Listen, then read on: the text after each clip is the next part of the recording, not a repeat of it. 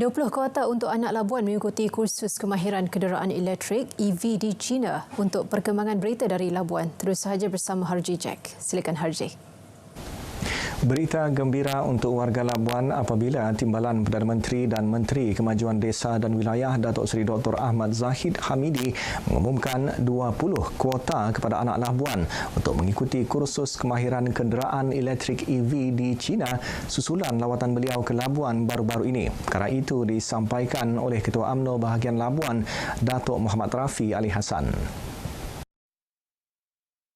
Datuk Muhammad Rafi berkata Datuk Seri Dr. Ahmad Zahid yang juga pengerusi TVET telah menawarkan kepada anak-anak Labuan untuk dihantar ke negara berkenaan untuk mengikuti latihan kemahiran berkenaan secara percuma. Kursus itu dijalankan selama 6 bulan hingga 1 tahun. Selepas selesai mengikuti kursus tersebut, mereka akan terus mendapat pekerjaan di syarikat-syarikat otomotif atau kilang-kilang permotoran di negara ini.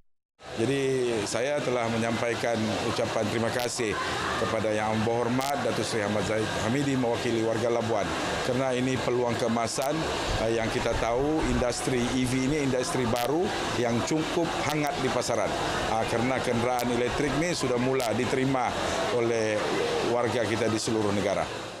Beliau berkata demikian kepada pemberita pada majlis berbuka puasa UMNO bahagian Labuan di Desa Tunas Hijau.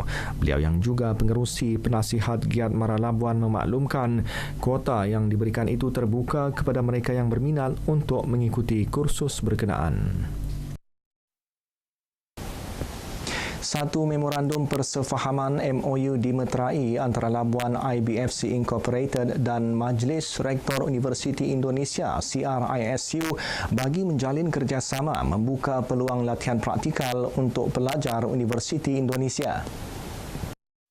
Perjanjian persefahaman itu ditandatangani oleh pengerusi eksekutif Labuan IBFC Datuk Iskandar Muhammad Nuli, manakala KRISU diwakili oleh Naib Setiausaha Agung KRISU Profesor Herman Fitra. Datuk Iskandar berkata MOU itu mencerminkan komitmen untuk mengukuhkan hubungan dua hala dengan objektif bersama bagi mengembangkan kumpulan bakat dan memperkenalkan perspektif baharu, idea-idea yang inovatif dan pengalaman penyelidikan dalam industri di Labuan.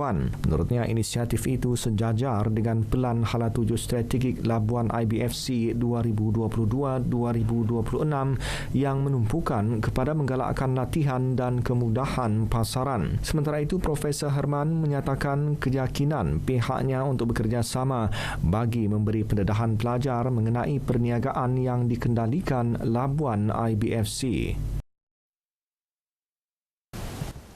11 pasaraya terbabit tindakan penguatkuasaan sita dan rampas produk makanan dengan nilai rampasan berjumlah lebih RM2,000 dalam satu operasi bersepadu Ramadan yang dijalankan oleh Jabatan Kesihatan Labuan. Dua notis dikeluarkan di bawah Peraturan-Peraturan Kebersihan Makanan 2009 dengan nilai kompaun RM5,000. Tindakan diambil bagi memastikan produk makanan yang dijual sepanjang bulan Ramadan mematuhi Akta Makanan 1983 selamat dan berkualiti untuk orang awam. Dengan tema Perhati dan Pilih, operasi itu memfokuskan kepada keselamatan produk makanan. Dinasihatkanlah kan kepada semua masyarakat semasa membeli makanan tu make sure kita perhati dan pilih. Ambil masa untuk kita perhati tarik luput dan keadaan makanan itu sama ada masih baik, telah rosak, berkarat. Jika masyarakat jumpa makanan seperti itu, dielak kerana kita takut ada pencemaran makanan. Sebelum makan tu kena amalkan lihat tidur rasa lah. Operasi dijalankan dengan kerjasama Kementerian Perdagangan Dalam Negeri dan Kos Sara Hidup KPDN Labuan, Jabatan Agama Islam Wilayah Persekutuan Jawi Labuan dan Perbadanan Labuan. Peralihan monsun sehingga suku kedua 2024 menjangkakan cuaca panas dan kering beransur surut sehingga bermulanya La Nina pada pertengahan tahun. Di Labuan, cuaca dijangka semakin baik awal April dalam ketibaan Aidilfitri. Jelas Pengarah Jabatan Meteorologi Malaysia Met Labuan Norasmawati Shahlal, El Nino dijangka berterusan sehingga suku kedua tahun 2024 dan beransur lemah usai peralihan enso neutral bermula April hingga Jun. Peralihan monsun dengan angin lemah dan pelbagai arah ini boleh menyebabkan hujan lebat dan ribut petir singkat juga di kebanyakan tempat seluruh negara. Labuan ni sebenarnya lebih dipengaruhi menerima hujan pada monsun barat daya sebenarnya. Monsun barat daya sekitar Mei hingga Ogos dan September lah. Bagaimanapun kita jangkakan sekitar Mac April keadaan bertambah reda lah panas ni, termasuk Labuan juga.